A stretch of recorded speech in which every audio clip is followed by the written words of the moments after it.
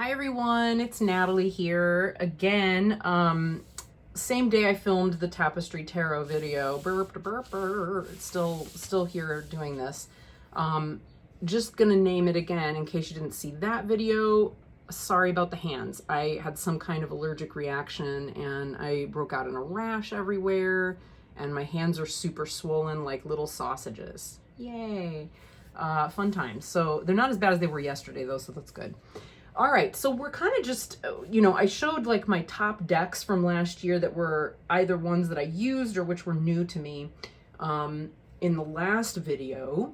And in this one, which I'm going to try and get this level, let's be level here. Can we be level, please? Is that better? I think it is. No, we're still going to just keep listing to the side. It might be better. Who knows? I'll just make it work inside the frame of the camera. Hi. Okay, I think we can do that. So, yes, here we are. So I think I mentioned in the last video, we'll start with this because it's fun, getting the Witchy Cat and really loving this deck. I went on the reason the Witchy Cat appeared really is because what I really wanted was this deck. Was the Dame Darcy Mermaid Tarot. So this was a new one last year.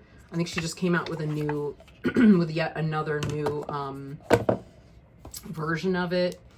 It is like edged in matte gold, which is slightly rose colored and beautiful. I've always loved her backings and I just freaking love her art style. That said, I did not use this deck nearly to the extent I had expected. It reads okay. It's not the best ever reader for me. It's okay. It's not quite as evocative as the Witchy Cat. But I do like it. I kind of actually even love it. I mean, it's fabulous. Yeah. I just appreciate her entire, art style and just way of looking at things and doing things and all of that. So yeah, it's just fun. I hope I'll use it more this year. I think I was just in such a difficult, I carried it around all the time and like had it and flipped through it a lot and played with it and tried doing like little readings with it and stuff and was just like, it's okay. I think it was because I was doing personal readings with it and not reading for other people with it. I ended up not using it at all because during that time period when I got it, I was in the thick of it with the godmother and yeah, it was just too much. But I would imagine this year, this summer and spring, when I probably will feel completely compelled to pull it back out, it will probably be a lot more fun to play with. So, because maybe I won't need as deep of a reading as what I'm expecting. And also there's no real guidebook. Her guidebook for these is kind of the same for all of them. And yet the influence and even sometimes the meaning is just nowhere near the same. So that is one drawback to Dame Darcy's decks is just that facet of them. This is the one, this one arrived, I bought it sometime in maybe July, wanting it because she was out of Queen Alice decks. I love Alice in Wonderland. At one time I was going to direct and or, what's the word I want here? Devise a production of Alice in Wonderland for a college, and it happened to be the college my mom worked for, and I couldn't end up doing it because their nepotism and there were lots of accusations, even though it was the department that hired me. So I turned it over to my extremely capable graduate student, Jason, who did a bang-up job and kicked ass. And took it even further than I would have probably. Although I wanted to use space differently anyway. It worked out really well. And I love that kid. He was amazing. Not really a kid even. Definitely not now. So it's this type of box. Here's what I'm going to say about this. I tend to love this style, but here's the problem. right there. So on the shelf, it looks beautiful, but then you go to pick it up and it's kind of a, kind of doesn't work. The inside of this box is stunning. Like every aspect of the production of this is gorgeous. This is her new version of it. It does come with its own guidebook.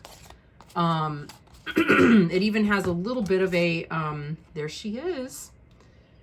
It does even have a little bit of a, kind of a fun, spin here with the book, because you have the reversed meanings and the meanings. So you get the majors on one side, you know, the minor, or what am I saying?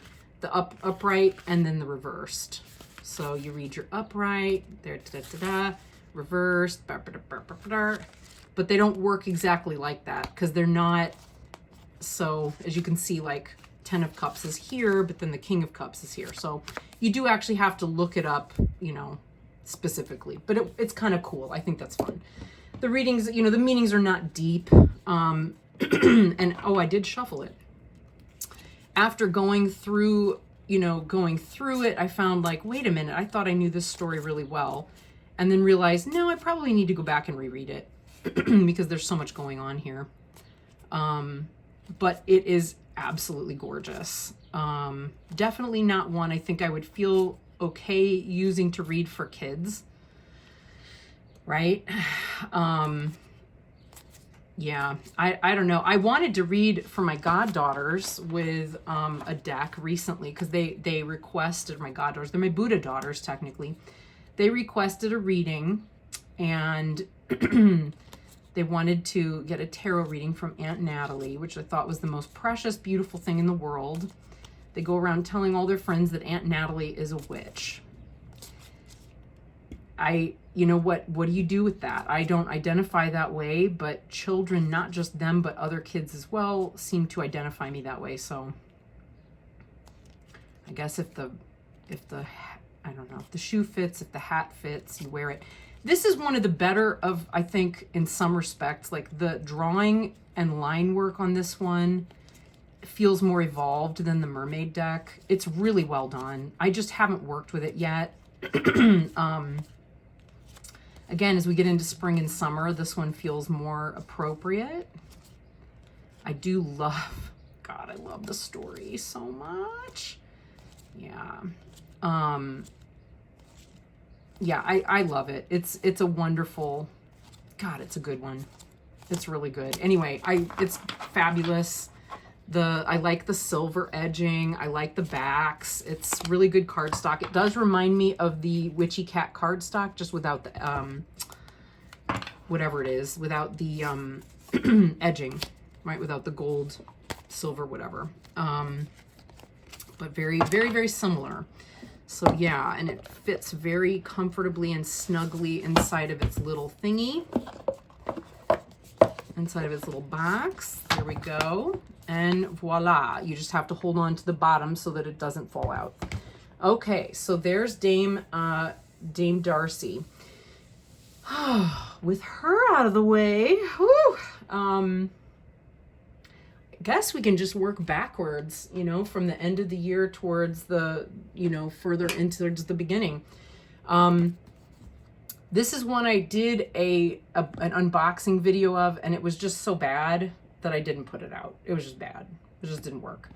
But yeah, after seeing, again, seeing Honey Lou and Natalia, Tarot Shrink Natalia open and look at this one, I was like, oh my God, I love it. Especially because it feels to me like it would go so well with, you know, the Tantric Dakini deck. So yeah, I ended up getting it mainly because of that. Of course, I did also edge it in red because I couldn't resist. And I have not yet worked with it. Right after I got it, towards the end of the year last year, everything kind of blew up again with my godmother, and then also just with my practice, right? Because I was learning, God, that's so good. Oh my God, I love that. Okay. Yep. God, it's good. This is, I love the artwork in this, the collaging, and it's just beautiful. Anyway, yeah, things just got heavy and difficult. And then my mind was really, really taken up. God, that's good. Taken up with my practice, with my Singamuka practice. So yeah, I really was not in the headspace to be able to take on something else, because it just, when you learn a new practice that visual and has so many components, it is just so much.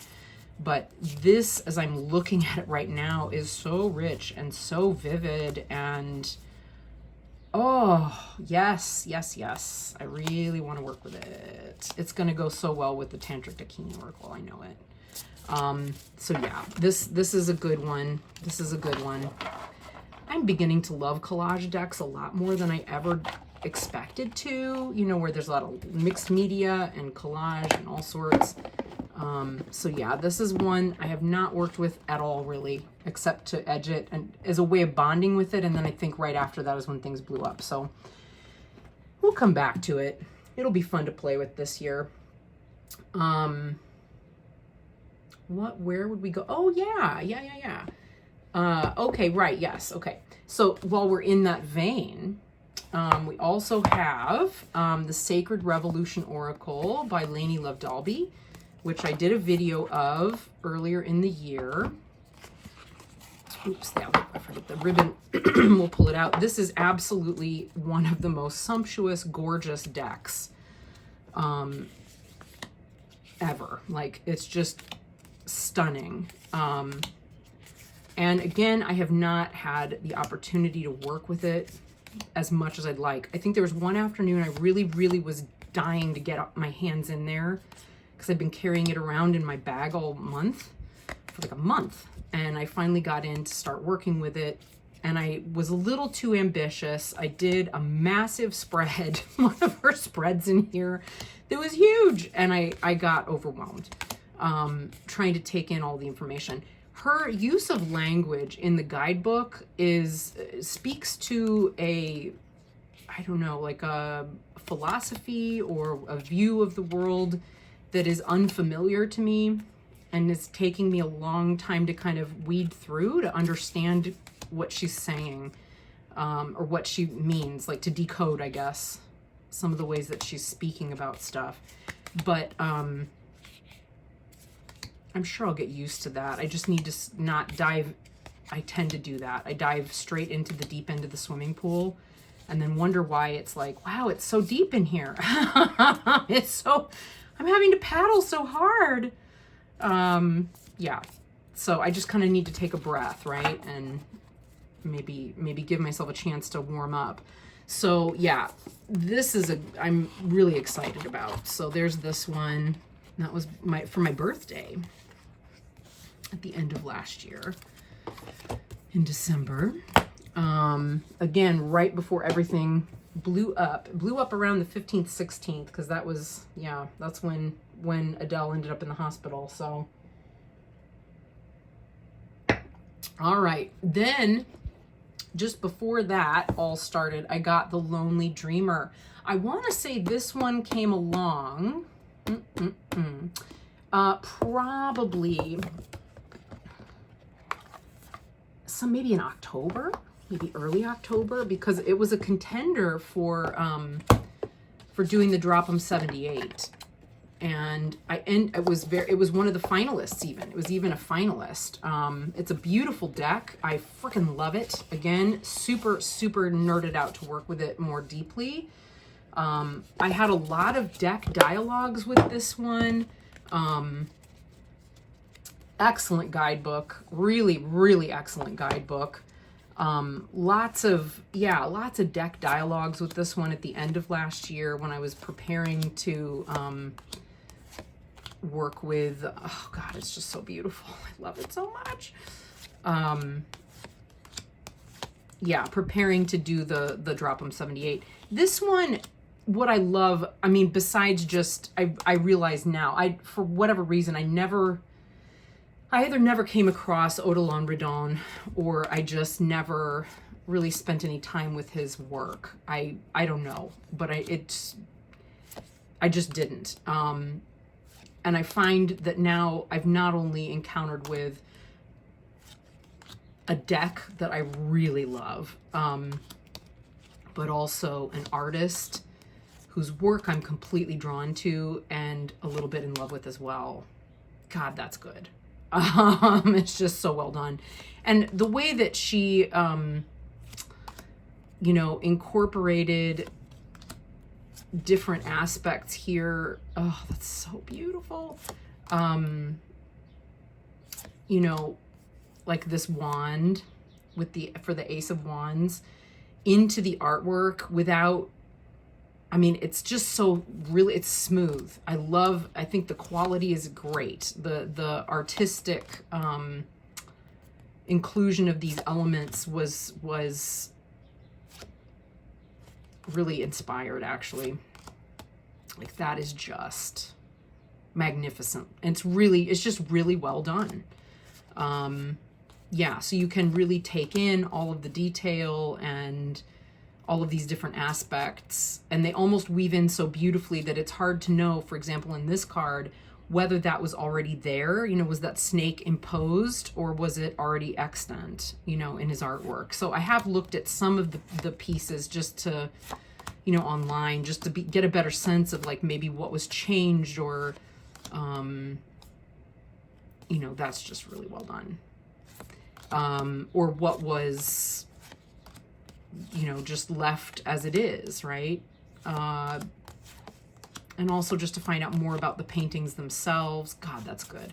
So yeah, the color, oh, some of these are just randomly upside down. That's weird. The colors, I mean, that is just exquisite. I love it so much. It's so beautiful. That one too. You know, they're so, I think that might have been one of the ones I was looking for to get a better sense of whether, like how much she had manipulated that. You know, in some it's apparent, in others it's less apparent. God, that's good. I mean, just his use of color, his use of light and shadow, all of it is just exquisite. So, yeah, I am often actually a very great lover of, curated decks, you know, from a particular artist. And this is definitely an example of that. They are, you know, they're linen cardstock. The shuffle is exquisite. Everything about the production value is amazing. The smell is good. Oh yeah, smells good, still smells good. And I love it. I absolutely love it. I can't wait to keep working with it because it's just that good. So, yeah, so Lonely Dreamer. That's another one. Great purchase. Glad I made that one. I think I wouldn't say I actually regret any of my purchases from last year at all, if I'm honest. Yeah, not one, but they're, I don't know what I'm trying to say. I have no idea. Who knows? This is the, Midnight Magic Tarot Deck of Mushrooms. Love so much. So much. I happily worked with this. I know there's a lot of bitching and complaining online about this. I don't have a problem with it. Again, I don't quite understand why the box doesn't just fit. I mean, I don't know what that was about, but it would seem, you know, there's a like lack of logic, but by the same point, big deal. Like, okay, sure, whatever. It's still really beautiful production quality. I think the quality of the cardstock is really good. They don't riffle shuffle comfortably. Particularly, yeah, no, it's not comfortable. It's a little stiff. But if you overhand, it's marvelous, you know, for an overhand shuffle. The back, I do feel like I wish I had edged these in black, or something, but I did not. I wonder why. I wonder why I didn't edge that. Anyway, maybe I was kind of hesitant. Yeah, they still smell good. I just have to sniff. I love them. I love this. I love it so much. I love it so much it's hard to know. They feel, in retrospect, a little bit more like like an oracle deck. You know, they do, if you look closely, they do, you know, there's homage to the particular RWS card that is, you know, being referenced, right? But, you know, it's not hard to get to know. It's fun to get to know all the different mushrooms and what they mean. The colors are exquisite. I don't know, what can I say? I love this deck. I had some very, very deep readings from it last year. It reads beautifully with a deck like the Tarot of the She. I did a side-by-side. I filmed it. I don't know what happened to that. I wonder if I still have it. Last year was such a cluster. It was not an easy year. But yeah, so if I can find that, I will upload it. But they're fabulous. They work well together. They read each other so beautifully and mirror all kinds of different fabulous things. So yeah, there's Midnight Magic. Love that deck so much. That will come out this spring and continue through the summer, I'm sure. And then, yes, working backwards, going back to the start, as Coldplay would say. Navigators of the Mystic Sea Tarot. This was a really, really fun, exciting buy and find. I think I left the book in my living room on the bookshelf. Yeah, this one I got last year, I don't know, maybe June or July, after discovering or rediscovering a bunch of, basically what I found out, I recognized, realized, remembered, is that when I was cleaning up my mom and dad's house, these are the backs, by the way, that I had, when I was a member of the American Tarot Association, I had Julia Turk as my mentor. And the thing I found so horrifying was really the way I spoke to her and treated her and just kind of disregarded her, because she was going to challenge me in the kindest, most loving, most gentle and generous of ways, rather than simply validating, oh, you know all of these things, right? And in retrospect, I'm horrified by that. So yeah, oh, this is fabulous. Rediscovering this deck, which again, I couldn't make sense of at that time. I remember I looked at it because I worked in a metaphysical store, so I had access to everything. And we had a copy of this one that was open for people to look at. So I remember I pulled it up and looked at it and was just kind of baffled and like, I don't know what to make of this. I may have even gotten a copy of it. Sorry, I erased something with a pen earlier and the eraser was on my hand.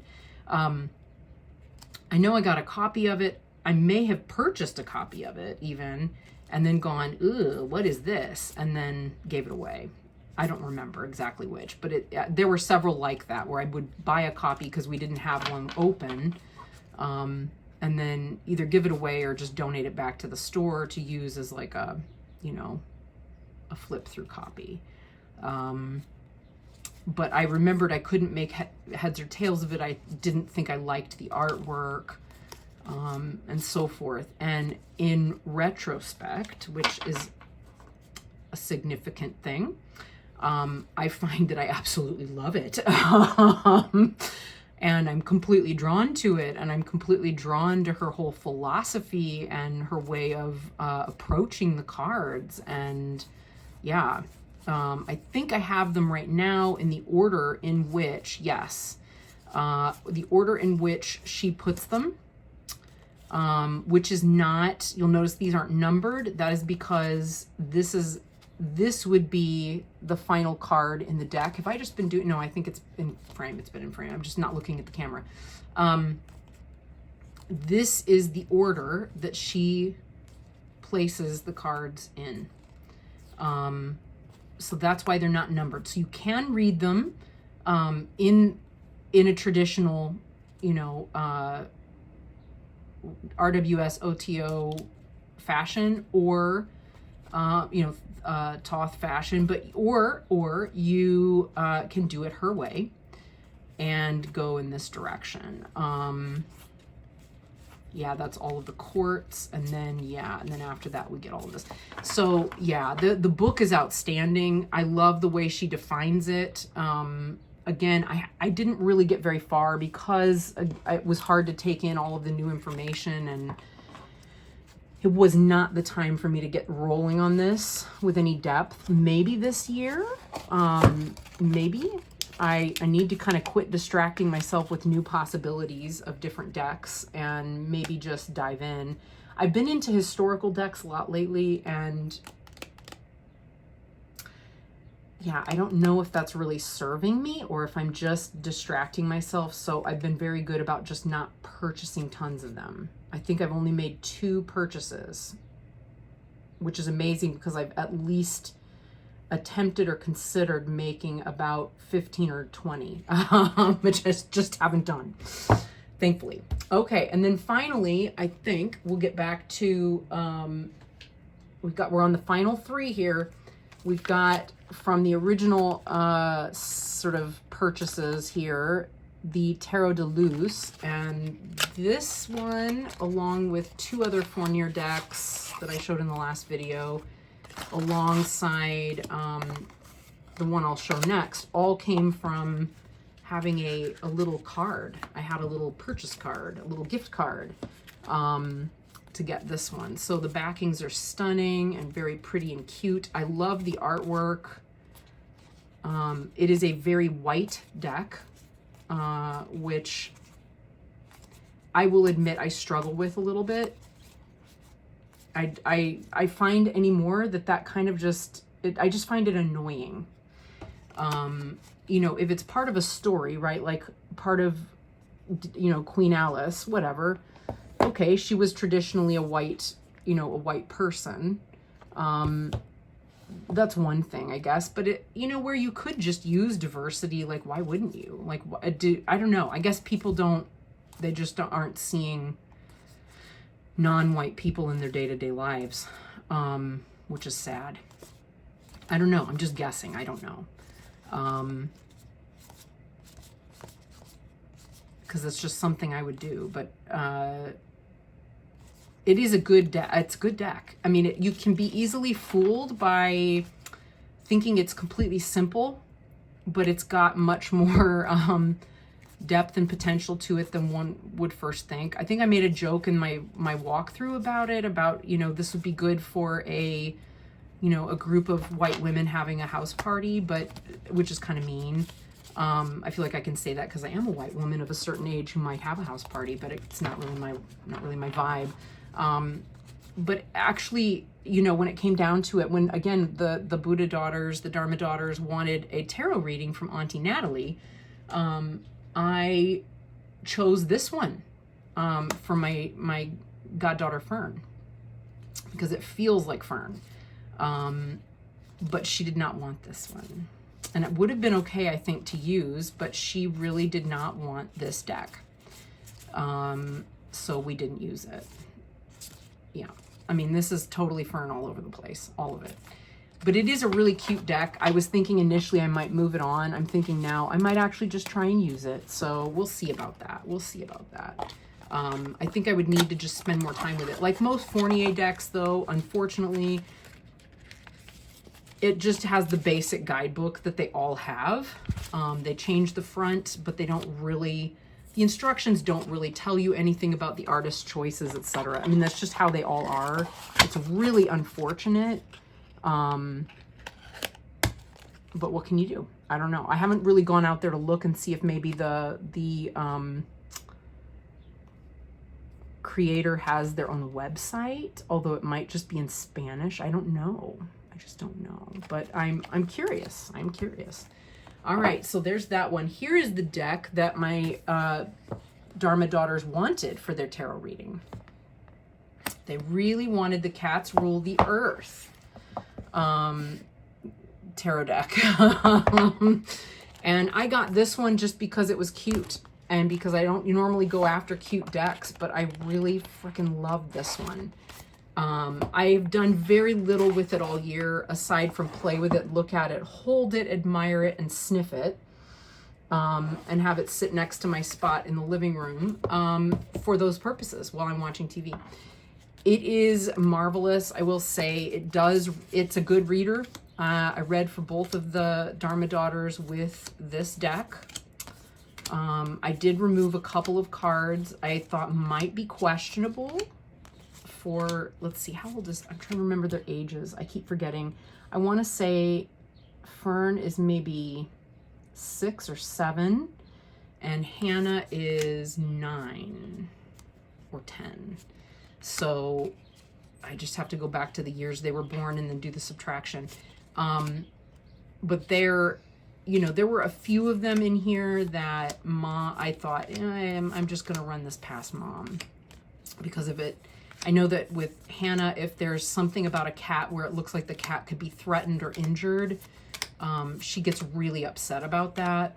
Fern, not as much, interestingly, but yeah, Hannah she's very sensitive. So I did, I think we took this one out, the 3 of Swords, and there were a couple other ones, but it is a freaking adorable deck. I love it. It really does read well. It's good quality. You know, there's a little bit of repetition, but then when you look at it more closely, it works. It does work. It is totally RWS. It's a very beginner friendly deck. I'd contemplate passing it along to the girls, but I feel like they maybe want to be a little bit older before I do that. Just because there are a couple of cards in here that their mom knows for sure they would find disturbing or distressing. It overhand shuffles beautifully. It is a matte card stock, but it's slippy. And it is a kind of a thicker deck. It's a little stiff, but not bad. Not like the mushroom one. So it does shuffle really well. It would loosen up over time. And it's really well done. I mean, if you like cats, I'm not really into cute decks that much, but last year I needed cute, and this was all about the cute. And it was perfect. I needed it. So yeah. And now the girls, like anytime we're on a video call, they're like, can you do us a tarot reading with the kitty cat deck? And we pull 3 cards and they love it. The next one and the final one is the Illustrated Herbiary collectible box set. Now this one, my best friend Mo, who is the goddaughter's mom, gave this one to me for my birthday. So I'll swig a coffee there. I did not open it on my birthday. I waited until the new year and we opened it together for her birthday in January. So last year, it was new to me last year. That said, I have not used it as much as I expected I would, which is unfortunate. Pretty little card, or you know, whatever that is. The quality is gorgeous. I mean, this is a gorgeous hardback book. Look at that. I mean, that is just exquisite. We might even need to zoom out a little bit here so we can see it properly. It is just beautiful. Look at that. I mean, it is stunning. But unfortunately, it doesn't have a whole lot of depth. I don't know. I think I need to work with it a little bit more. We're both into plants. Mo is, well, they're into a lot of plants and they like have the most beautiful garden, and they love to like plant native plants and all of those things. And so we both have that in common. The cards are stunning. Oh, they chipped already. That's weird. I didn't even notice that. I love the backings. And yeah, they are really pretty. They're a little bit cardboardy in feel, but the illustrations are stunning. You know, and it's using, this is another possibility that I think is great. When you look at it, you don't have to go flipping through the deck. It's subtle, but the page number's at the bottom of each card. So you're never left kind of going, oh no, where, you know, how do I find it? It's not easily found. You can't miss it. yeah. Yeah, we're both so into plants and everything that they thought like, oh, it would be a really good idea to get this for her. And it really was. It really was. I just didn't pull it out. We used it for their reading when I did it for their birthday, but we didn't do it. Yeah, we just didn't do it. I didn't use it much after that, and I can't remember fully why. I think I was kind of surprised. It does also have a lip on it, right? So when you go to shuffle it, I'll show you what I mean. The lip that's on here kind of makes it challenging to, it's painful to shuffle it this direction, but if you shuffle this way, it's not as bad because of the way the lip runs, right? It works with you in this direction. So it's kind of annoying for that perspective, but other than that, it's fine. I mean, a lot of cards have that. A lot of them do. I don't know if that'll even show up here. Does that show up? Can you see that there's a lip? Maybe. It makes the card look thicker than it actually is, that's for sure. But yeah, other than that, it's really stunning. It does have a nice smell. It's subtle. The printing smell is subtle. But yeah, beautiful deck that I really should pull out more often, frankly, much more often, and play with. So yeah, I think that's everything. I think that's everything. Oh, well, you know, no, it's not, but that's in the other room. So maybe I'll have to just do it, give it its own video. But I also got the Medieval Scapini deck. I don't think I mentioned it I maybe mentioned that I wanted the Romeo and Juliet when I did this video, but I didn't mention the medieval, having gotten the Medieval Scapini. And I did because I thought, well, that'll kind of quench the thirst for the other one. I'll just put it in its own little tack on video and talk about it here in a minute. But yeah, fun times. So those are all the decks from last year. A lot more than I would have expected. I'm a little embarrassed. But I shouldn't be. People get way more decks than I did last year, like in 1 month. So what can you do? And I had a little bit of extra cash that I wouldn't normally have in the first half of the year. So I kind of spent it a little bit. And I did a little bit of self-comforting. But what can you do? All right, folks, that's it. I will see you again in the next one. Bye.